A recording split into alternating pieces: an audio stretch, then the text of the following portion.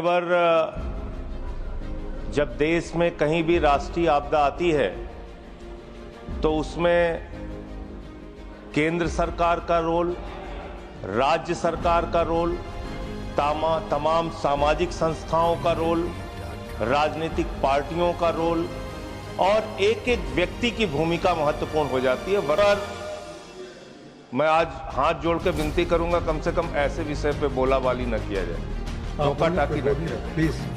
Please आप बोले, ये ठीक नहीं है। मान्यवर, मैं ऐसी घटनाओं का न सिर्फ न्यूज चैनल पे, टीवी पे गवाह रहा हूं, बल्कि जाके ऐसी घटनाओं के वक्त में काम किया हूं। श्री संजय सिंह।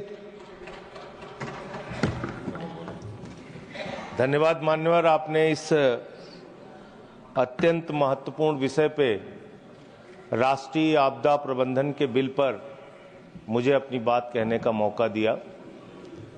मान्यवर, जब देश में कहीं भी राष्ट्रीय आपदा आती है तो उसमें केंद्र सरकार का रोल, राज्य सरकार का रोल, तमाम सामाजिक संस्थाओं का रोल, राजनीतिक पार्टियों का रोल और एक एक व्यक्ति की भूमिका महत्वपूर्ण हो जाती है। वरना आप राष्ट्रीय आपदाओं से निपट पाना बहुत मुश्किल होता है। मान्यवर, मैं आज हाथ जोड़ के विनती करूंगा, कम से कम ऐसे विषय पे बोलाबाली न किया जाए, धोखा टाकी न किया जाए।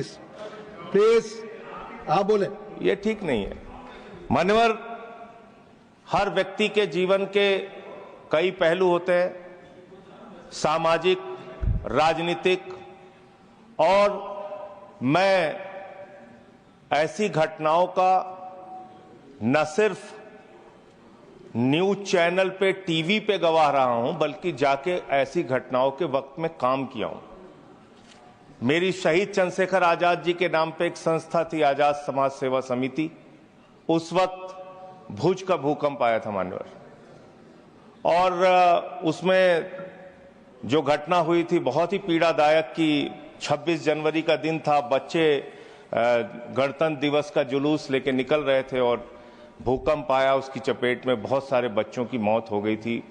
जॉर्ज फर्नांडिस साहब उस समय रक्षा मंत्री थे, जॉर्ज साहब एनडीए के संयोजक थे और उन्होंने उस समय बयान दिया था, रक्षा मंत्री भी थे संभवतः, उन्होंने बयान दिया था कि 1 लाख लोगों की मौत हुई है।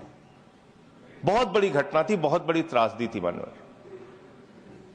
अब ये समझ में नहीं आ रहा था कि उसमें हम लोगों की भूमिका क्या हो सकती है। एक उत्तर प्रदेश के सुल्तानपुर के छोटे से जिले में रहने वाली छोटी सी संस्था के किसी कार्यकर्ता की भूमिका क्या हो सकती है। तो हमने शहर के लोगों को, व्यापारियों को, तमाम संस्थाओं को एकत्रित किया, जुलूस निकाला शहर के अंदर, चंदा इकट्ठा किया।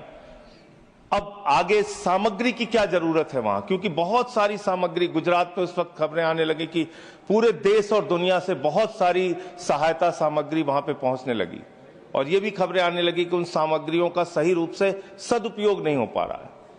हमने हेल्पलाइन खोजा कि कहां से बात की जाए जिससे उनकी मदद हो सके। अहमदाबाद की एक संस्था मिली, कच्छी जैन सेवा समाज। कच्छी जैन सेवा समाज के लोगों से मैंने संपर्क किया। उन्होंने कहा यहां पे टेंट की जरूरत है, ज्यादा से ज्यादा टेंट लेके आइएगा, और कुछ चीजें उन्होंने लिस्ट दी, बाल्टी लेके आइएगा, इस तरह की चीजें उन्होंने, जो जरूरत थी उस तरह की चीजें उन्होंने लिख के दिया। उस वक्त मुझे याद है मैं कानपुर गया, कानपुर से वहां से त्रिपाल वगैरह इकट्ठा करके, जो उनको जरूरत थी, टेंट की जरूरत थी, वो सारी चीजें इकट्ठा करके, और रेल मंत्री उस समय ममता जी थी, उन्होंने एक बहुत अच्छा ऐलान किया था कि जो भी व्यक्ति गुजरात के भूकंप में सहायता के लिए जाना चाहता है उसको कोई टिकट का किराया नहीं लगेगा, और जो सामग्री लेके जाना चाहता है वो सामग्री वहां पर लेके जा सकता है लोगों की मदद के लिए। तो हम लोगों ने अपना एक जत्था तैयार किया, 10-20 लोग तैयार हुए कि हम जाके खुद से काम करेंगे। हमने अपनी टीम के साथ वहां पे हम गए, और जो उस समिति के साथ, कच्छी जैन सेवा समिति के साथ मिलके जो वहां मदद हो सकती थी वो मदद हमने किया। लेकिन जो देखा दृश्य मान्यवर, घर के घर गिरे थे, बड़े बड़े घर गिरे हुए थे, स्कूल गिर गए थे, अस्पताल गिर गए थे, सड़कें टूट गई थी। तो ये ऐसा लग रहा था कि इसमें कभी कैसे ये लोग खड़े हो पाएंगे। आपदा जब आती है उस वक्त का जो दृश्य होता है और जो मदद की जो जरूरत होती है वो अलग होती है, लेकिन उस आपदा के प्रबंधन के खत्म होने के बाद की जो जरूरत होती है, मैं समझता हूं वो बहुत बड़ी जरूरत होती है। घाव को भरने की जरूरत, पीड़ा को भरने की जरूरत, उनके साथ बातचीत करने की जरूरत, उनकी काउंसलिंग करने की जरूरत, वो सड़कें जो टूटी हुई हैं उसको बनाने की जरूरत, स्कूल जो बच्चों के टूट जाते हैं उसको बनाने की जरूरत, अस्पतालों को बनाने की जरूरत, और इसके साथ साथ जो गांव के गांव जो मिट जाते हैं, बर्बाद हो जाते हैं, उसको बनाने की जरूरत। तो उसके लिए मैंने उस वक्त देखा था बहुत सारे संस्थाओं ने जिम्मेदारी ली थी कि इस गांव के प्रबंधन की जिम्मेदारी हमारी संस्था लेगी, इनको बच्चों को पढ़ाने की जिम्मेदारी हमारी संस्था लेगी। इस प्रकार के काम वहां पे बहुत सारे लोगों ने किया था।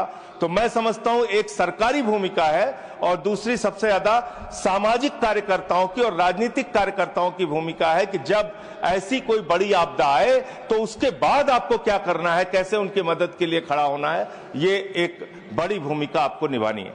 इसके अलावा मान्यवर सुनामी आई तमिलनाडु में, उस समय सुनामी में मैं गया अपनी टीम लेके। जब उत्तराखंड की आपदा आई, त्रासदी आई, उस समय भी मैं गया अपने आम आदमी पार्टी में उस समय था, आम आदमी पार्टी के कार्यकर्ताओं के साथ गया।